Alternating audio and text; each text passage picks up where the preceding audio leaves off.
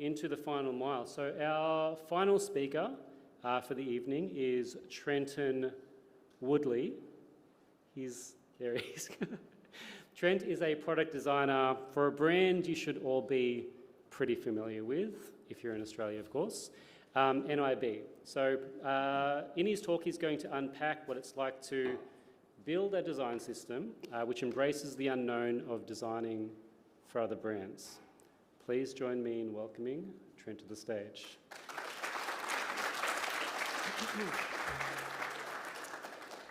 put it down here. Oh, nice. Got hands free, baby. You good? Yep. Nice. All right, got high tech.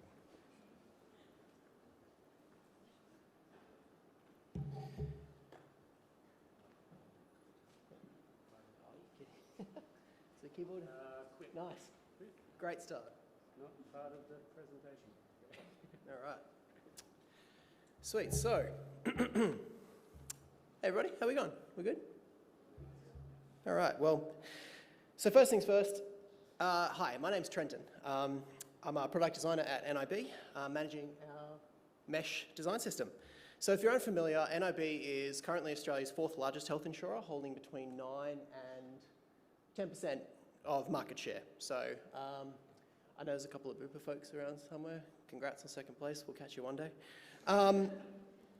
At very least, for folks in this room, it's probably not unreasonable to say that design systems are probably about as exciting as health insurance gets, which is maybe a weird thing to say, except it's very much on brand until the marketing campaign rolls over on July 1st, but until then, it's on a bus.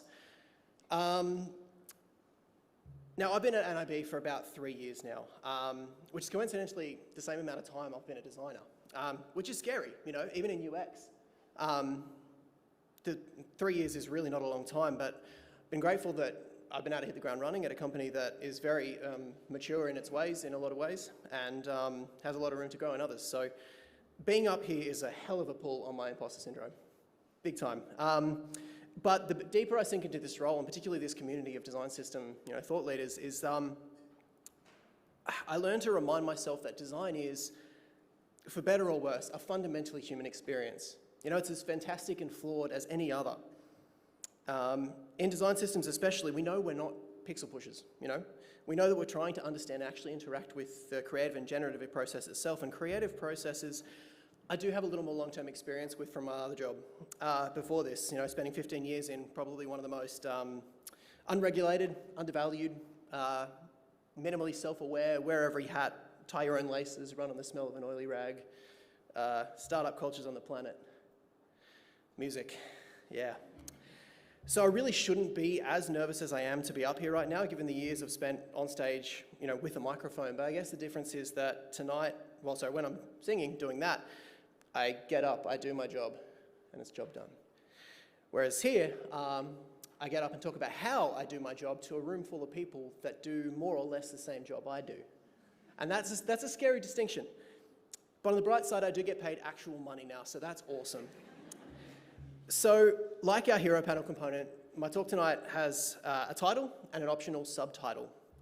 Writing the Agnostic Bible, pause for effect. Harnessing the Unknowable to build better design systems. So up top, what do I mean by agnostic? Well, by the dictionary, agnostic comes from the Greek origins, without, and gnosis, meaning spiritual knowledge. And the dictionary says it's a person who holds the view that any ultimate reality, such as God, is unknown and probably unknowable. The term was first coined by a biologist, English biologist in the late 19th century. To be fair, his wording was very much of the time, and I had a little help from ChatGPT just to translate it, because hell, who does a presentation without asking something of ChatGPT at least once, right?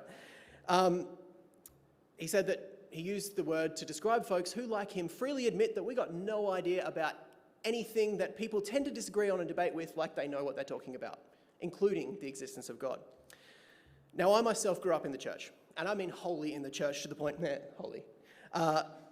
24 hours ago, I had a bit of a story arc lined up here to kind of talk about how my belief systems developed in one context and then unraveled completely in another. Admittedly, it was a bit of a tangent in retrospect, but the hook was that everything everyone knows about anything is only a model, which is a quote that I've borrowed and paraphrased heavily from Donella Meadows, who was a systems engineer, environmental scientist, and educator, which is a hell of an Instagram bio had she not passed away before Instagram was invented. But a really great thought, and what I've got on screen is kind of the actual verbatim quote, is that everything you know and everything everyone knows is only a model. You know, get your model out there where it can be seen. You know, invite others to challenge your assumptions and add their own. So this is me putting our model out there. But back to systems. In technology, the word agnostic tends to describe a system that's interoperable. It means that it can function across a range of contexts, devices, you know, technologies, brands, processes, practices. It's unopinionated about its inputs, outputs, or its connected systems. So what has this got to do with NIB as a health insurer? Well, to give you some context, let's give you a bit of a mud map of what NIB actually looks like on the inside. So as a design ops team, Mesh is kind of the product of sorts by which we tangibly advocate for and embed consistent and effective best practice across the whole group. Mesh originated in our parent unit, DPX, which is we love our acronym, by the way. We are like NIB, DPX. We have Confluence docs full of acronyms. I don't know if that's an us thing.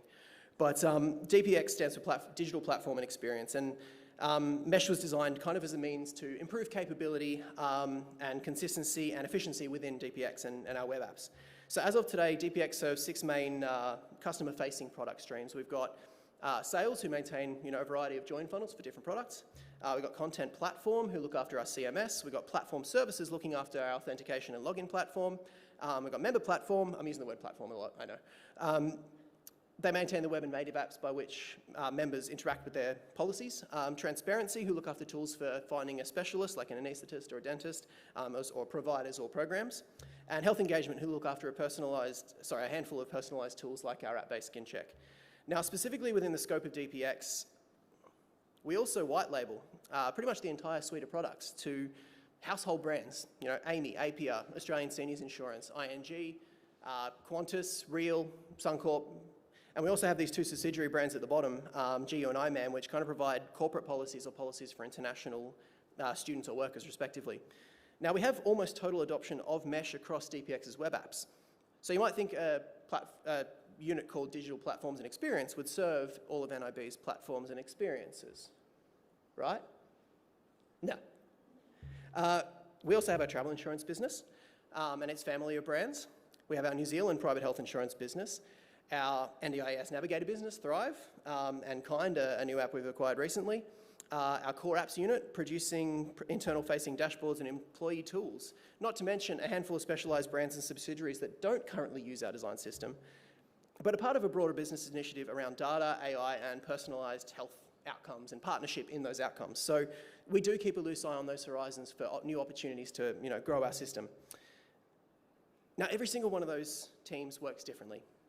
Mesh grew out of DPX's product-aligned team structure and has been well adopted there for a long time. But other parts of the business are at different stages in their adoption, or their growth, or their design maturity. For example, Thrive is effectively in our project-based Ground Zero squad, amalgamating a half-dozen individual providers into a single brand and business. New Zealand only launched direct-to-consumer joins, so basically they were entirely through brokers until very recently, and actually has more members via its primary white label partner, which creates a really kind of inverse dynamic from what we're used to when it comes to designing new white label shared experiences. Travel is transitioning from an all-in project-oriented mega team of sorts to a product-aligned squad structure, but it still has all its budgets are project-based. And it's very dependent on external agencies and contractors to provide the development capacity to lay the groundwork for that migration. And our core apps division needs kind of more dense, information-rich UI than Mesh was designed for, because we designed it for the general public, not for internal-facing tools, and that's something we've got to figure out how to address. So within these and other teams, we have different tech stacks. We have different formats, different internal softwares, policies, requirements, levels of capacity, levels of maturity, or competency in specific skills or roles, even their familiarity with our design system. Some of these teams actually have parallel or pre-existing or even downstream design systems kind of tailored to their specific needs. Now look, as a design ops team, we are opinionated about how digital experiences should be delivered. I mean, we'd be a pretty poor design ops team if we didn't have an opinion of how to do things best. But our system itself can't be opinionated about these things. We need mesh to meet each one of those teams where they are without undoing their momentum, without undoing their experience, or without undoing their capabilities. So how do we do that? Well, to support the entire organisation, we need mesh to be brand agnostic, supporting an entire spectrum of brand palettes and identities, many of which we actually have no agency whatsoever over. These are household brands. We white label our products on the strength of their brands. So why would we mess with them? Why would we change them? We need it to be platform agnostic, supporting not just our primary environments, which currently is React and by extension Figma as like an approximation of what happens in React, but also a whole scope of tools and technologies as equal expressions of that same system.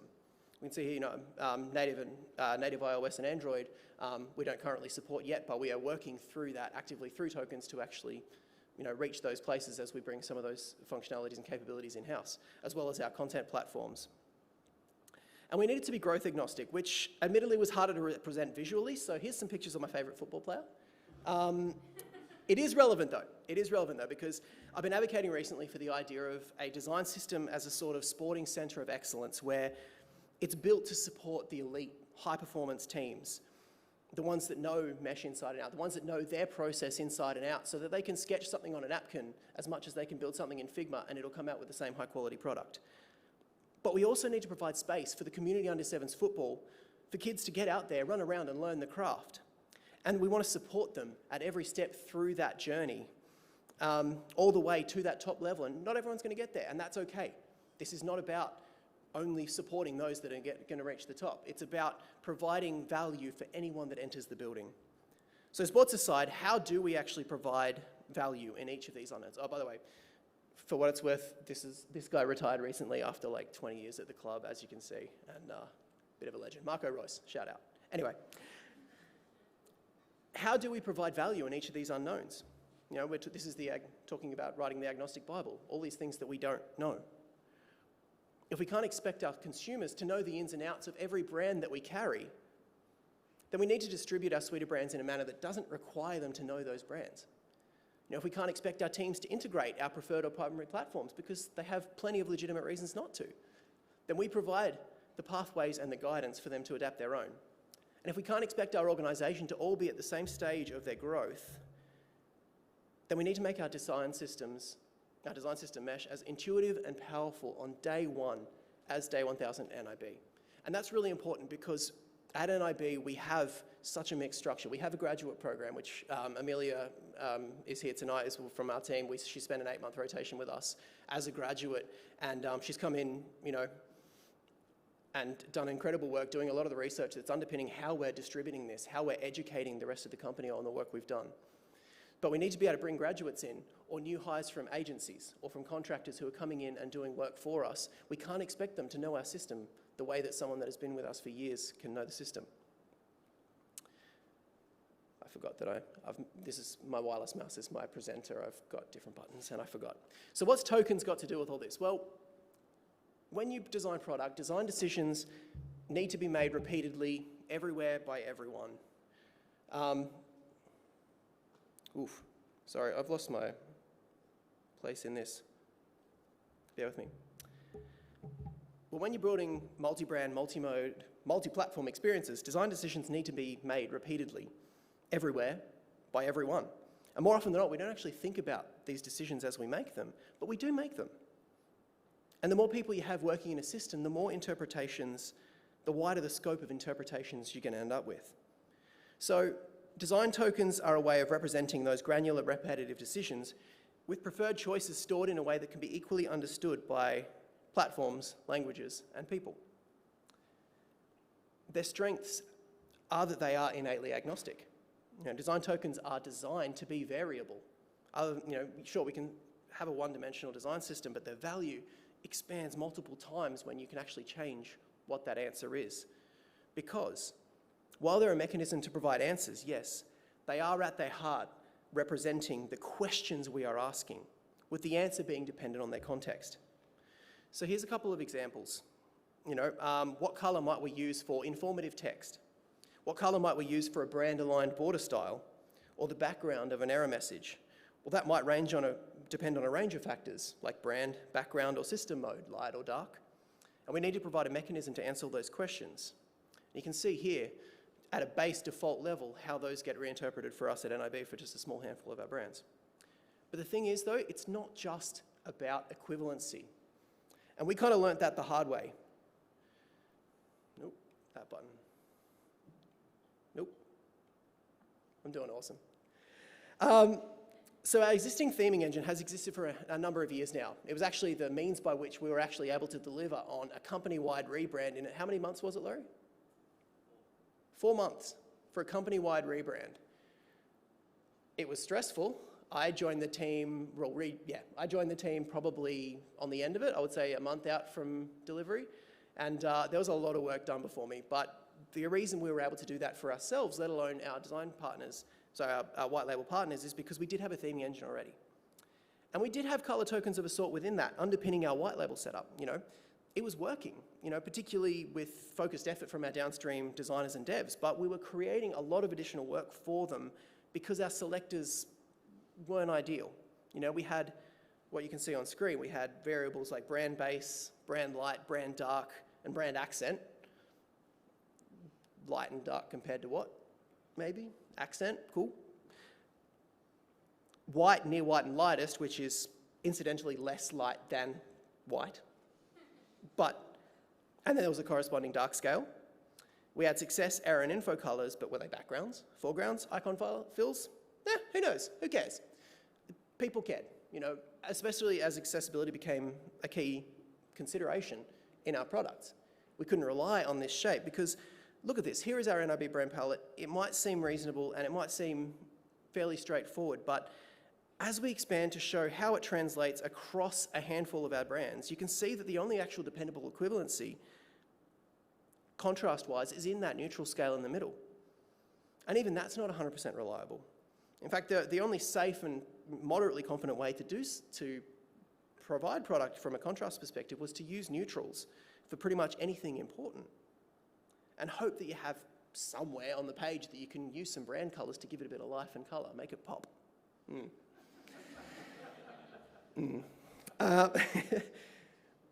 Ultimately, our downstream designers and devs did find ways to work around to create customizations. And I may touch just quickly there on the idea of a white label. Like, we're in health insurance, right?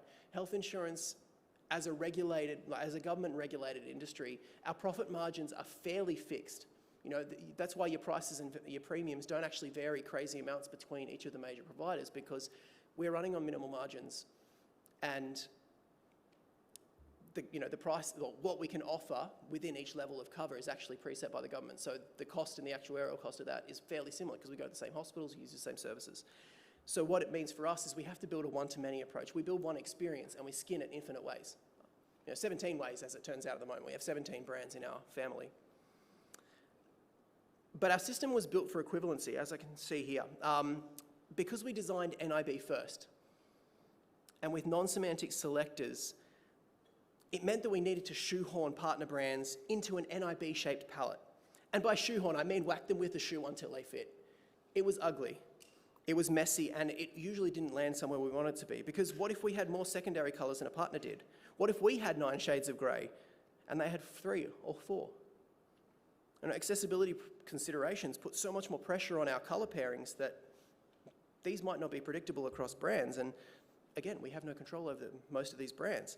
And these became consistent sticking points with some of our partners, because you've got to remember, from a design system standpoint, partners rarely see the system. Stakeholders rarely see the system. They just see the product and how your system is expressed through that product. So when they say, oh, can we change the color of that text? And you say, well, no. Like, how basic to someone outside of what we do, how much of a pain point is that, just in that relationship alone? Now, this is where my notes end, which is good, so it gets fun from here. So like I said, we had a system that was built for NIB. Oh, you are kidding me.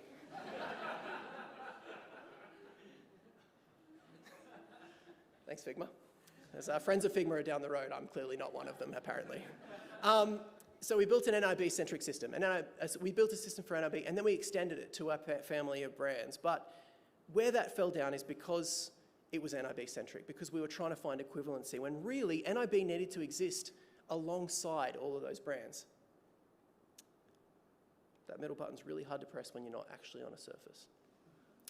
So how did we decentralize from our primary brand and platform? Well, we made our tokens adaptive. And when I say adaptive, it meant that we were able to house any number of primitive inputs.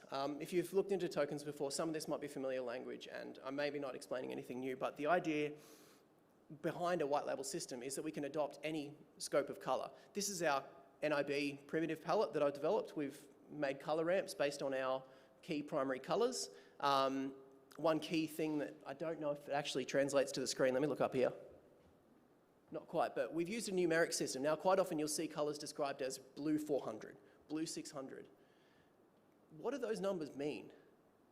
In most applications, I haven't really been able to see any sort of, other than like, a full-blooded version of that color, maybe a light or a dark, but is it relative to anything? Well, for us, we named our tokens with like a little suffix that has a number attached to it, that it corresponds with the lightness scale in an OKLCH color space. That color space is built around perception, and that means that basically 0 is black, and 0 is black and 100 is white. We extend that out to 1,000 just so we've got a bit more variety. But we're out of 1,000, it means that more or less, and this is something that has been hugely helpful when we're building out multiple expressions of multiple brands, is that if you basically take a number, let's just say we've got a white background, which is 1,000, well, all we need to do is subtract 450, 500 from that, and any color that has a lightness value from 0 up to about 450 will actually clear accessibility, accessible contrast on that. So that's been incredibly helpful from a maintainability standpoint for us, is producing that. So like I said, we've generated color ramps based on these perceptual color scales. But by contrast, this is the exact palette from one of our white label partners in travel. As it turns out, this is actually one of the most powerful, useful palettes we have, because someone's actually taken the time to make sure that these color pairings have sufficient contrast between a lot of them. So even though that has, not even a tenth of the colors that we have available for NIB, I can actually deliver the majority of their system. I can remake their homepage with that same set of colors. So by having all these primitive inputs, we then translate it to the key layer, which is our semantic layer.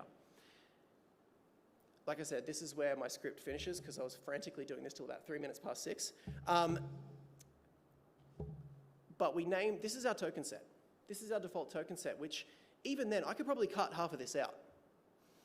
And we've been ruthless. We've been intentionally ruthless, because the strength of a token system, of a multi-brand token system, is not in how deep the number of options you have goes. Because in my experience as a musician, some of the most creative, limitations are more creative than possibilities. Some of the favorite sounds I have ever heard out of an instrument is when you put it through a guitar pedal with 3 knobs and just keep turning till it sounds right. And that subtlety is so key, because I think the more options we have, we get into option paralysis. So we reduce it down into this. And one key kind of consideration here is you might notice there are 3 background colors. Only 3. Now, as designers, does that scare the shit out of you? I hope so. My designers certainly looked twice at it when we proposed this system. But I'll come to how we've addressed that in a second. But we want to make an expressive system that can embrace and engage with every single one of our brands. And so the only way we can do that is to create as broad a scope as possible in terms of color, lightness, darkness, whichever way we're measuring from. It's white on the screen. I'm working from white. So by limiting the scope of our foreground colors to essentially a fill background, a surface, and then a prominent surface. So for example, a card and then a card when you hover on it. Or maybe an alert will be prominent because it needs to be prominent. Those are semantically named. That's why you use. So it's not subjective. None of those choices are subjective. Each of these corresponds to a specific intent, whether it's a brand. But the way we expand upon that, no, wait, let me come back a second. So this is that NSI palette I showed you a moment ago with that reduced palette. And you can see border colors are not necessarily accessible. We don't need them to be. Sometimes they're decorative. There's a couple there that do have specific applications. But by and large, we've tried to preserve basically by being able to give you a... Let me try that whole sentence again. I'm sorry. I had so many notes written, and then I deleted them and then started again, and that was my undoing. To create an expressive system, when was the last time you read a book? Right? People don't look... You don't read the page. You read the text on the page. And so for us to have an expressive system, we wanted to engage the maximum range of foreground, of content colors, because content is what matters. And then the background is just what provides sentiment. And so we use sentiment as our primary mode type. If you've played with variables in Figma, you hopefully know what I mean with mode. But mode is essentially a reinterpretation of that base layer theme. So you can see here, these are all actually sentiment driven. We have default and alt. Admittedly, alt's not really a sentiment, but it's a way for us to create contrast down a page, like consistently across all of our brands, across all of their homepages, across needs. Like, we need to separate adjacent content. How many people have used like a redesigned app that's just all white space and you get really lost about 2 view height, VH down? But yeah, default and alt kind of give you like alternating, slightly different color palettes. Feature is kind of where you get to explore the full richness of a brand. Sage, Sunset, and Warm are 3 different kind of brand sentiments for us. So it's not just about some functional modes. You've also got sentiments for brand sentiments. Each of these has, Sage, in our brand guide, it talks about being a Sage explorer. It's like a calm, patient, guiding you through your health journey. Sunset is about being active and proactive and engaging with your health. And Warm is about, I forget. That's okay, it's warm, it's comfortable. There we go. But we also want to extend that to, functional sentiments like positive or negative for success messages, error messages, and kind of lets us kind of abstract some of our components that would have otherwise necessitated a whole scope of tokens on their own. And once again, just to show as a contrast how we can swap that with Figma's inbuilt variables capacity to show NSI again and kind of show how that might translate. You'll notice that they obviously don't have those secondary modes, but we're looking forward to actually having an unlimited range of inputs, an unlimited range of expressions for each brand linked together by this semantic system in the middle. So these are only the first steps towards this context-driven, multi-brand, multi-mode design system. We have a really complex thing. I've bounced around a lot of stuff tonight and the more I've gone into writing this presentation, I've realized that we are trying to play, it feels like we're trying to play 4-dimensional chess because of all these different considerations that go in. And I know that may not be the case for a lot of you might be still waiting for buy-in for a design system as a UI kit, let alone something that is code-aligned and deeply integrated across the system. So I hope that, to kind of, I guess, wrap things up here from me, let it be this. If everything that we know about anything is only a model, it's there to be challenged. Challenge your models. Think about applying a multi-brand, multi-mode, multi-maturity structure to your systems and see how it holds up. I'm going to open up to questions there because, yeah, I could ramble a lot about a lot of tangential things, but yeah.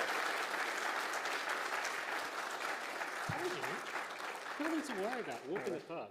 I will say quickly that Rich has been pretty much in my inbox constantly for the last 4 days.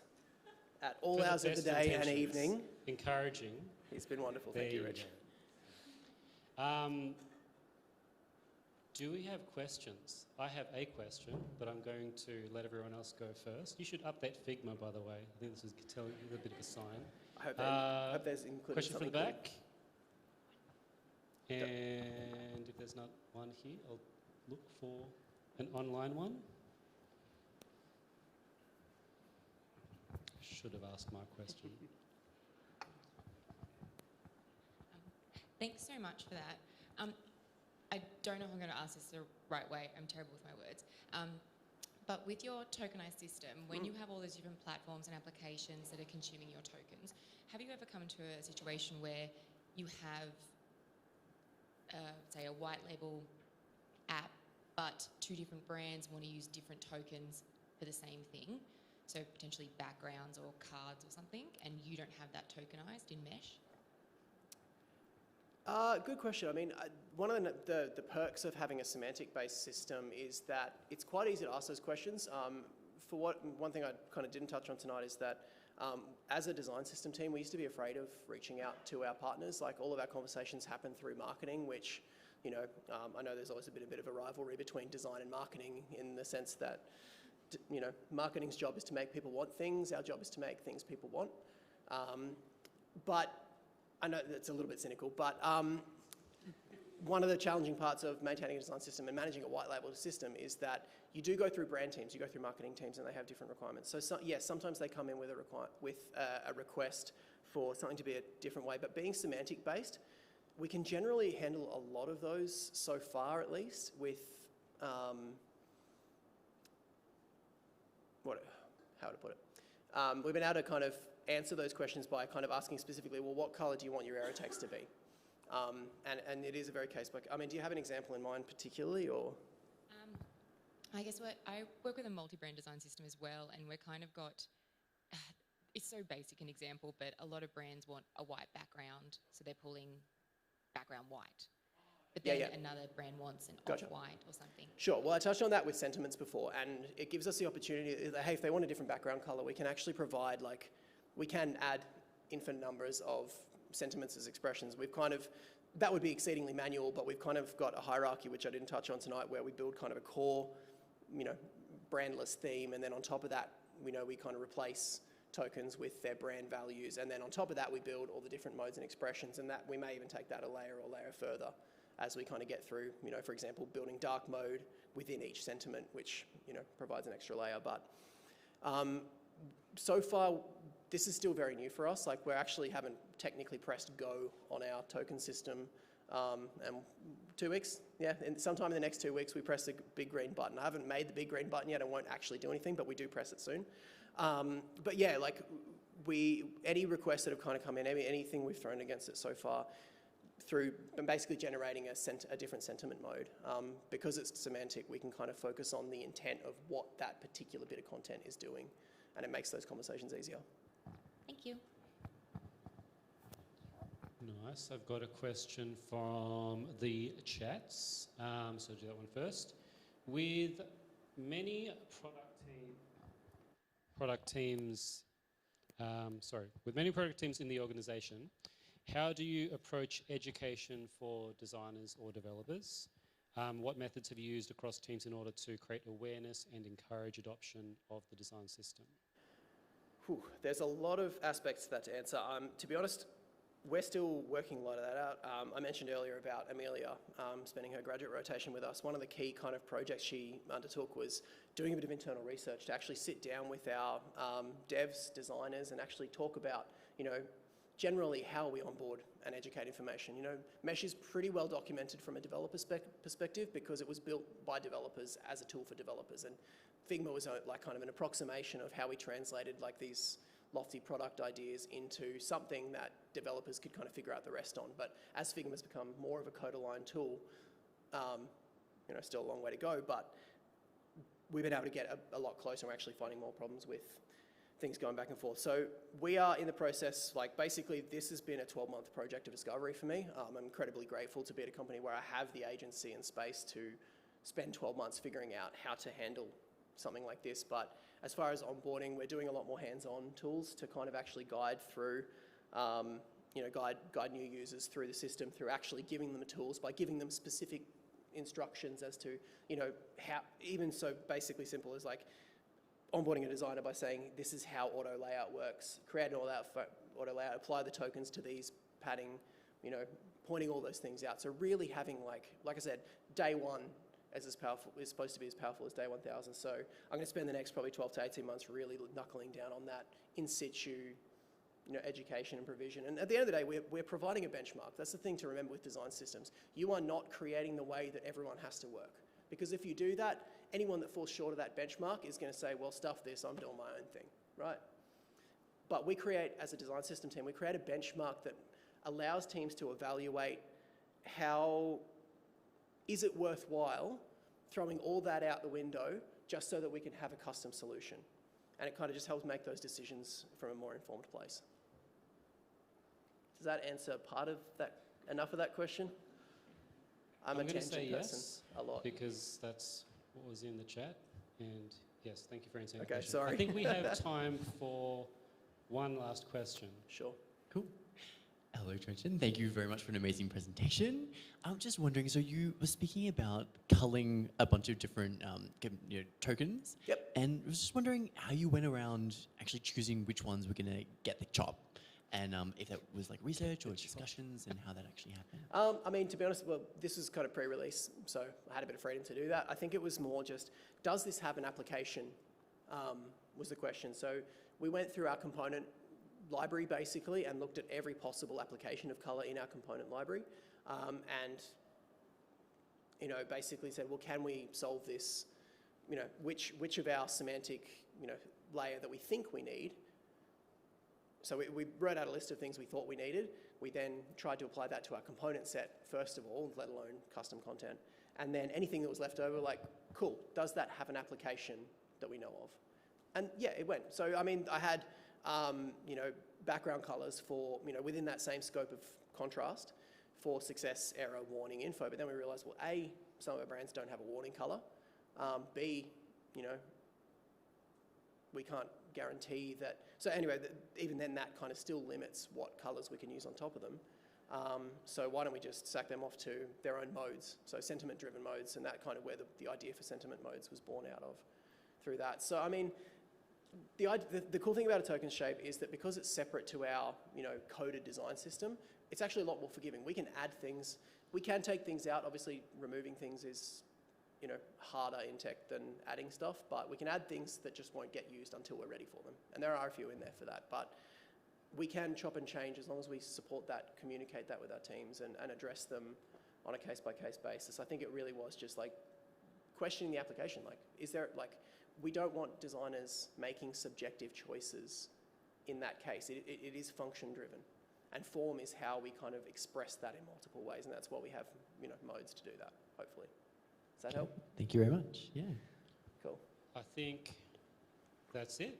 Thank you, Trent. That's all we have time for questions, Trent. Thank you.